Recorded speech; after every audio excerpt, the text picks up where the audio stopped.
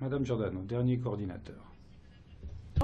Monsieur le commissaire, dans sa communication du 25 octobre dernier relative à son programme de travail pour 2017, la Commission entend, je cite, agir en faveur de l'économie circulaire et réduire donc la présence des déchets plastiques dans l'environnement. Donc plusieurs questions à vous poser, Monsieur le commissaire. Dans la mise en œuvre concrète de son programme, pourriez-vous nous préciser quelle est la place qu'elle accorde au développement des circuits courts, de la production et de la consommation locale?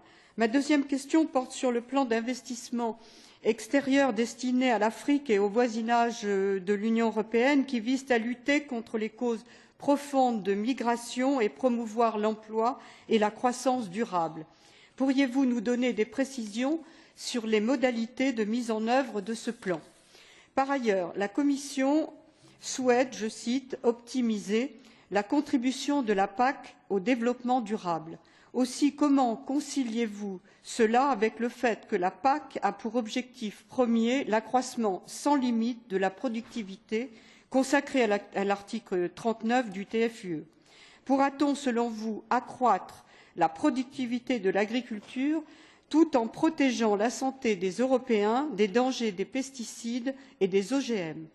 Enfin, au sujet de l'accord international sur les émissions générées par le secteur de l'aviation, reconnaissez-vous l'OACI comme l'organisation la plus légitime sur ce sujet ou pensez-vous que l'Union européenne est davantage légitime à agir? Je vous remercie.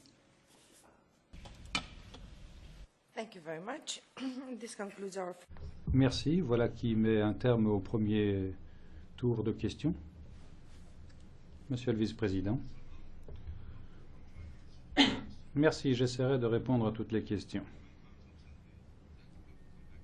Si je ne suis pas en mesure de le faire, nous reviendrons à la charge par le truchement des collègues parce que certaines questions étaient très précises. Je pourrais vous répondre aussi par écrit.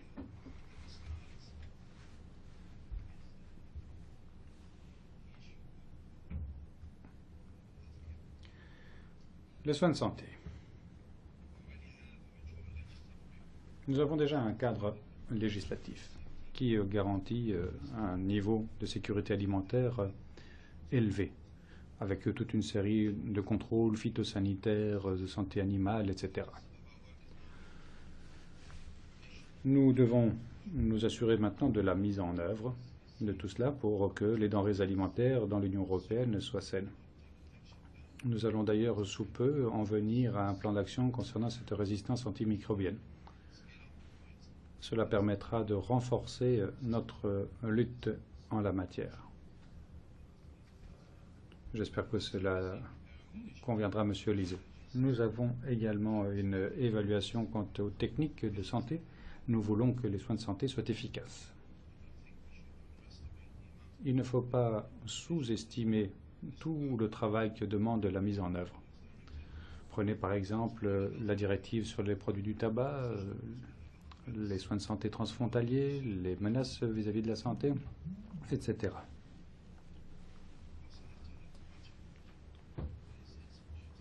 Ce que nous faisons souvent est là pour épauler les États membres, parce que nous avons des prérogatives limitées dans ce domaine.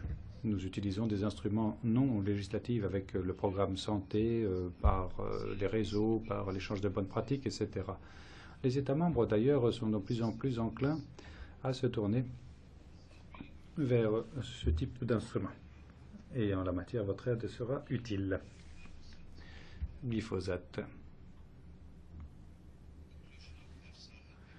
Nous avons les conclusions EFSA-ECHA qui disent que ce n'est pas un produit carcinogène.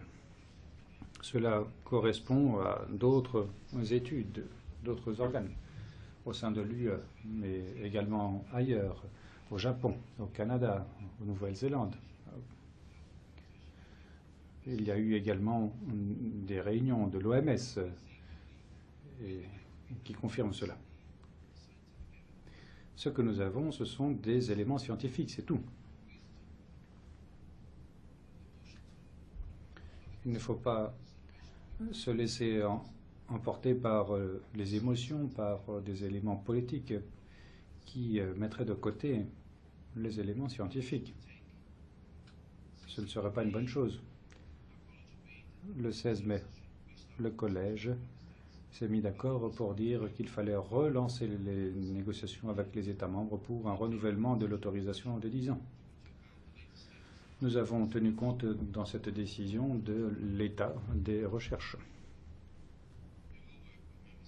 Nous travaillons avec les États membres pour en venir à une solution la plus largement acceptée tout en tenant compte de la santé, de la protection de l'environnement. Je le répète, nous nous basons sur les données scientifiques disponibles. Et il est clair que cela doit tenir la route du point de vue juridique aussi. Là, je réponds à M. Eickhout. Nous avons un délai de 6 mois pour cette décision après réception de l'avis, avis qui devrait voir le jour en fin de mois. Les États membres devraient peut-être se pencher sur cela pendant l'été et puis il devrait y avoir un vote à l'automne. Pour ce qui est de la stratégie de la biodiversité, nous avons le plan d'action Natura. La semaine dernière, d'ailleurs, j'ai eu un long débat sur cette question avec les représentants des autorités locales et régionales. J'ai entendu bon nombre d'inquiétudes concernant la situation de la biodiversité. Les gens constatent ce qui se passe autour d'eux. Nous devons donc faire plus, surtout pour ce qui est de la mise en œuvre. Nous avons présenté un plan d'action la semaine dernière, mais sur le terrain, on n'en voit pas encore les répercussions. Il est donc nécessaire que nous agissions plus vite en étroite collaboration avec les États membres, mais également avec les autorités locales et régionales. Le dumping environnemental est un problème. Ce sont des décisions politiques. Ça ne concerne pas que certains pays qui ont décidé de quitter l'Union.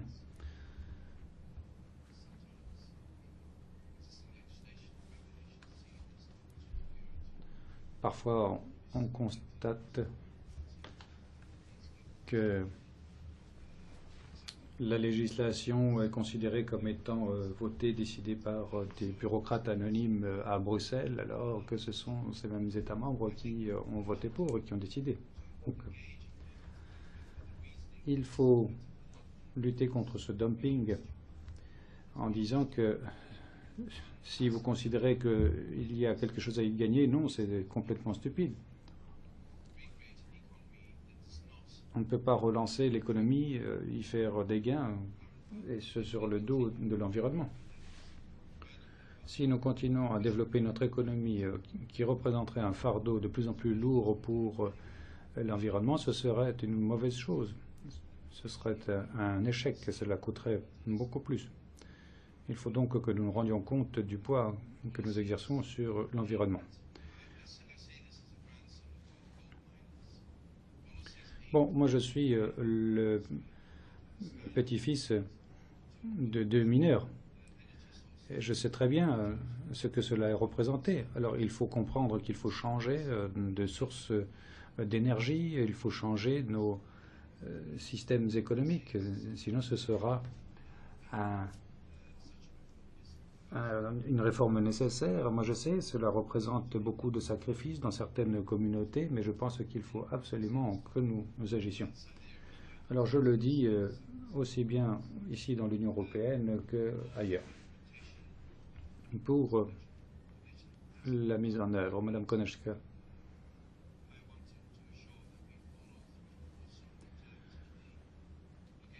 Je peux vous dire que nous sommes conscients de nos obligations en tant que gardiens des traités.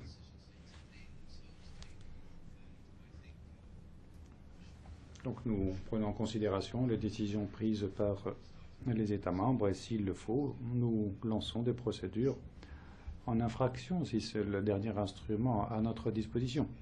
Nous ne renoncerons jamais. Pourquoi? Eh bien, parce qu'il s'agit de notre avenir. Ce n'est pas un luxe, hein. C'est quelque chose de nécessaire.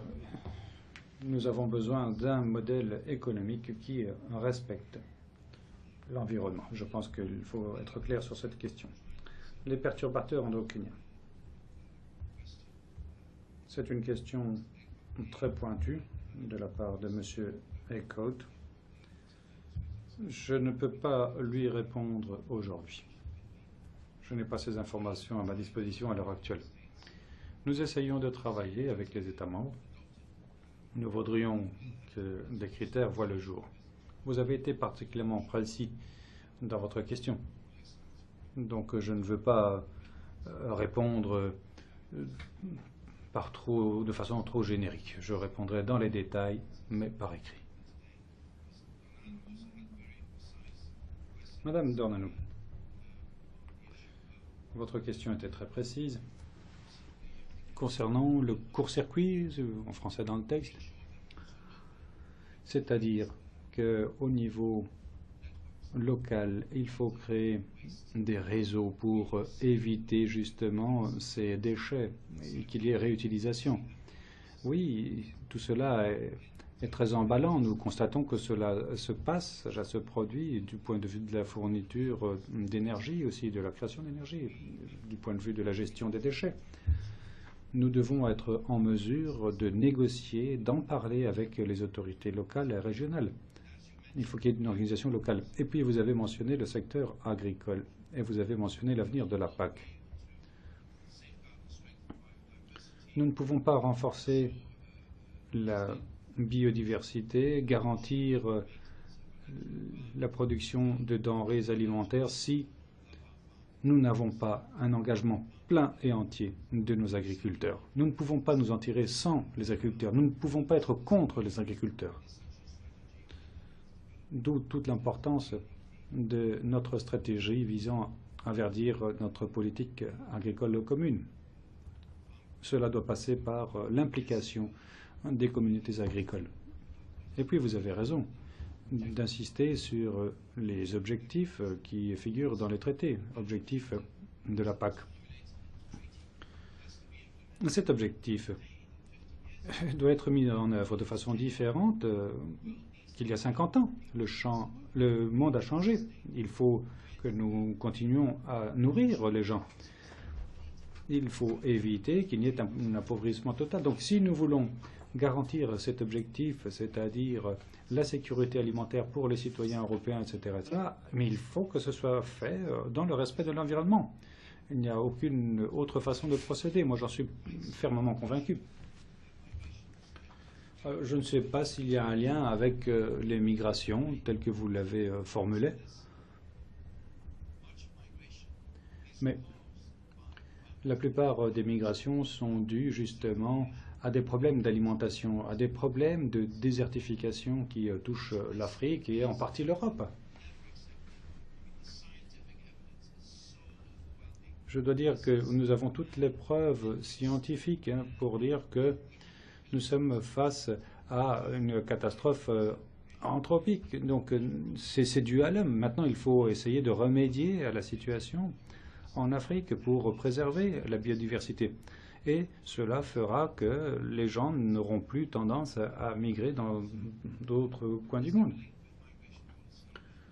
Alors, est-ce qu'il y a un lien entre les politiques de migration et les politiques agricoles? Ben oui, il y a un lien. Quand vous n'avez plus de quoi vous nourrir, vous partez. Et cela explique tous ces décès que nous connaissons en Méditerranée. Donc effectivement, nous avons ce lien. Et il faut que nous en soyons pleinement conscients. Voilà, je pense que j'ai répondu aux questions, madame.